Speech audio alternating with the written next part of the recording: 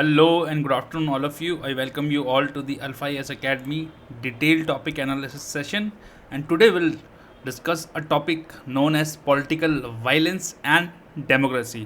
लोकतंत्र एवं राजनीतिक हिंसा. Now these are two very imbibed and बोलते हैं हैंड इन ग्लव वाली रिलेशन है इन दोनों के बीच में कि डेमोक्रेसी में ये देखा ही गया है कि पॉलिटिकल वायलेंस होती ही होती है. इनफैक्ट कई टाइम्स ये भी देखा गया है कि स्टेट ही पार्टी बन जाता है वायलेंस का या स्टेट ही वायलेंस करवाता है. तो दस will tell you that democracy and violence have a symbiotic relation and even most mature democracies में देखा गया है कि वायलेंस होता रहा है. ऐसा कुछ नहीं कि जो डेमोक्रेसी मैच्योर है वहाँ वायलेंस नहीं होता है. For instance between late 1980s and 2000s countries in Western Europe witnessed the eruption of political violence from both left-wing and right-wing extremist groups. In fact, if we see a more contemporary example, then the political violence over the Brexit issue in United Kingdom can be taken into consideration. Thus, also the Black Lives Matter movement in United States. The United States is known to be the most mature democracy in the world. Thus, there also we have instances like Black Lives Matter movement वहाँ पे होती है क्योंकि वहाँ पे रंग भेदी जो समस्या है वो आज भी प्रेवलेंट है, आज भी है. और इनफैक्ट यूएस इलेक्शन 2020 में तो वायलेंस हुई है, आपने देखा ही था. ठीक है, मिस्टर ट्रम्प और मिस्टर बाइडन के बीच में. ऑल्सो पॉलिटिकल वायलेंस, ठीक है, मैच्योर डेमोक्रेसीज में कम होती है, लेकिन it is a very common phenomena in developing and transition democracies. मतलब या तो जो ऑटोक्रेसी या मोनोक्रेसी से डेमोक्रेसी की तरफ आ रही हैं या जो डेमोक्रेसीज मैच्योर डेमोक्रेसीज की तरफ जा रही हैं. तो इनमें जो है इन दोनों में ज़्यादा इंस्टेंसेस देखे गए हैं. In fact there are more many reasons due to which this violence occurs, and politics is one of those and others are political parties, rivalries. ठीक है, देखा ही होगा आपने जब इलेक्शन होते हैं. दो अभी in fact the recent example of वो Samajwadi party and BJP workers got into an altercation then to obtain electoral bounty. ठीक है भाई, तुम ये कर दो, हम तुम्हें ये दे देंगे. इस टाइप से चीज़ें होती हैं. मेंटेन पॉलिटिकल डोमिनेंस, दबंगई जिसे बोलते हैं कि भैया ये आ रहे हैं, पैर वैर छू रहे हैं, एकदम चिल चल रहा है मामला वहाँ पे. ठीक है. Then capture scarce state resources. ठीक है, भैया बंदूक रख दी, जैसे अपना जो उसमें गंगाजल पिक्चर में होता है ना कि ठेका तो भैया को ही मिलेगा, उस टाइप से. कि क्योंकि जो मेन रिसोर्स है भाई आपने वो कैप्चर कर लिया, आप इकोनॉमिकली एम्पावर्ड बन गए. Economical empowerment leads to political empowerment. आप पॉलिटिक्स में आ जाएंगे भाई, देखो हर जगह पैसा चलता है. ठीक है. अब there are really very least या very less instances where political power are in the hands who are not economically well off, but it's rare, I tell you. Also monopolized democratic space. भाई जो अगल बगल और competitor उन्हें eliminate ही कर दो, है ना. जैसे एक्स पार्टी मुक्त भारत, है ना, इस टाइप से चीज़ें. तो डेमोक्रेटिक स्पेस को आप दूसरी पार्टी के लिए ख़त्म ही कर दिया, आपने मोनोपलाइज कर दिया उस डेमोक्रेटिक स्पेस को. Then weak institution. Then last one is selective enforcement of rule of law, है ना. एक्स बंदे पे लगाएंगे, वाई पे नहीं लगाएंगे. एक्स और वाई ने चाहे सेम ही चीज़ करी हो. तो इस टाइप से जो है सेलेक्टिव इन्फोर्समेंट भी होता है कई बार रूल ऑफ लॉ का, and that is also known as misuse of law. Now democracy ought to act as a limitating force on violence. होना ये चाहिए कि डेमोक्रेसी जो है भाई, डेमोक्रेसी है, सबकी अपनी राइट्स हैं, कोई किसी को ऐसे ज़बरदस्ती नहीं मार सकता या कोई भी वायलेंस नहीं क्रिएट कर सकता. There is a law and order in the society, there are constitution. जरूरी नहीं है कॉन्स्टिट्यूशन हो डेमोक्रेसी में, बट मोस्टली डेमोक्रेसीज में कॉन्स्टिट्यूशन होता है. There is rule of law and everybody has rights, everybody has duties, and nobody can enter into the space of others, and thus it is an inhibiting factor in the generation of violence.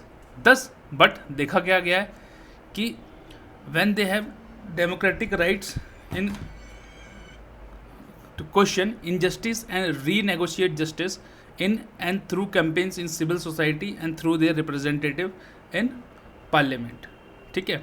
फिर democratic politics aims at exclusion of violence by substituting it with associative and cooperative ways of public action. Also, democratic politics aims at exclusion of violence by substituting it with associative and cooperative ways of public action. यहाँ पे एक political theorist हैं John Schwarzmantel. उन्होंने कहा if violence can be defined as the employment or threat of physical coercion to achieve political ends, then it seems if the sphere of political is inseparable from the use. मैंने आपको बताया ना शुरू में कि politics और violence जो है हैंड एंड ग्लव है. इन्हें आप अलग करना बहुत ही मुश्किल है और डेमोक्रेसी में तो और ज़्यादा मुश्किल है. दस होना ये चाहिए कि डेमोक्रेटिक पॉलिसी को एक्सक्लूड करना चाहिए वायलेंस को. अगर ऐसा नहीं होता है उसको जो है कई बार अभी हम देखेंगे कि स्टेट ही पार्टी बन जाता है. Then states and agents impose physical coercion on those who break law. ठीक है. Non state group resort to violence. Non state मतलब जो नॉन पॉलिटिकल पार्टीज़ हैं या कोई जैसे किसी उसको विंग का युवा मोर्चा या कोई बहुत सारे विंग्स होते हैं है ना पॉलिटिकल पार्टीज़ के भी which are not recognize by the party but they tend to themselves to attach to that particular party. दस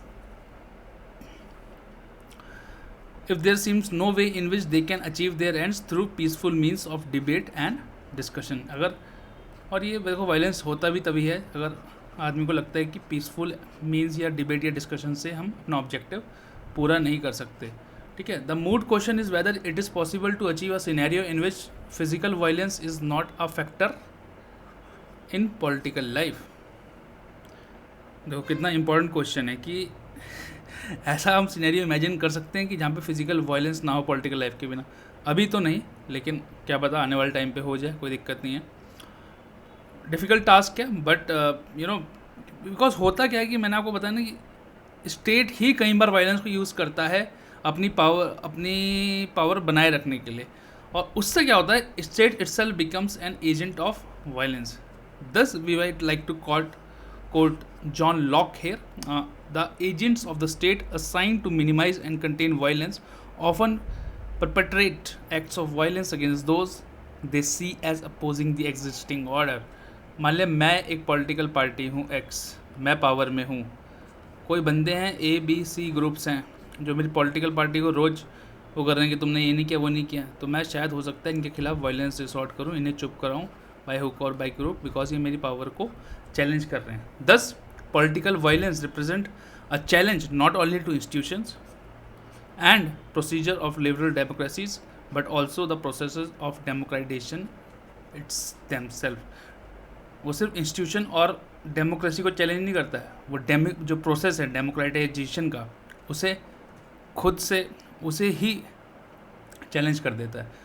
नाउ इंडियन कंटेक्स्ट में देख लेते हैं political violence. Now India has a long standing history of political violence.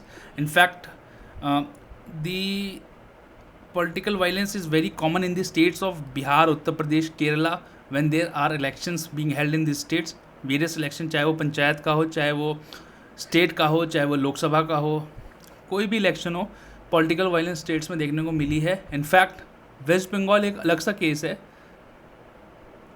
इस state में ये कहानी है बल्कि it has the longest standing history of political violence in India because due to insurgency, social upheaval, mass migration and violent mobilization for political control, the culture of political violence seems more endemic than in other Indian states. ठीक है. मैंने आपको बताया ना कि सबसे ज़्यादा पुराना ये है और सबसे ज़्यादा भी पॉलिटिकल वायलेंस यही देखने को मिलती है. बल्कि अगर आजकल आप न्यूज़ को देख रहे होंगे तो अभी भी वहाँ पे पॉलिटिकल वायलेंस बहुत ज़्यादा है. इनफैक्ट कुछ इंसिडेंट्स कुछ ही दिन पहले घटे हैं. Will just conclude by saying that entrenched and wide spread political violence acts as a barrier to political participation and political equality. ठीक है. Political participation and political equality पे एक डेंट है, एक रुकावट है political violence. There is a need for debate on what kind of institutional safeguards legal protection, electoral behavior changes, and changes in political culture are required to reduce the current level and form of violence in democracy. Thus, that will be for the subjective part, and I think, and I would just will conclude by saying that hand in glove है, फिर मैं again कह रहा हूँ, political violence और politics, ठीक है, और डिबेट एंड डिस्कशन एंड से ही इस चीज़ को निपटाया जा सकता है. Democracy should not be a genesis for political violence, but it in itself should be a inhibitor. वो एक इनिबिटर होना चाहिए अपने आप में, उसे बढ़ावा नहीं देना चाहिए पॉलिटिकल वायलेंस को. Now we have come up with something called as answer writing. You have to write this question in 7 minutes, take down, and we'll surely check your answers for free. Send us in the comment box or on our mail given in the description, and we shall check your answer and get back to you. So the question is, political violence is one of the most serious problems that India faces today. Critically examine the factors responsible and suggest ways to deal it. So thank you all for watching. Take care, keep smiling, and we shall see you tomorrow. Bye bye.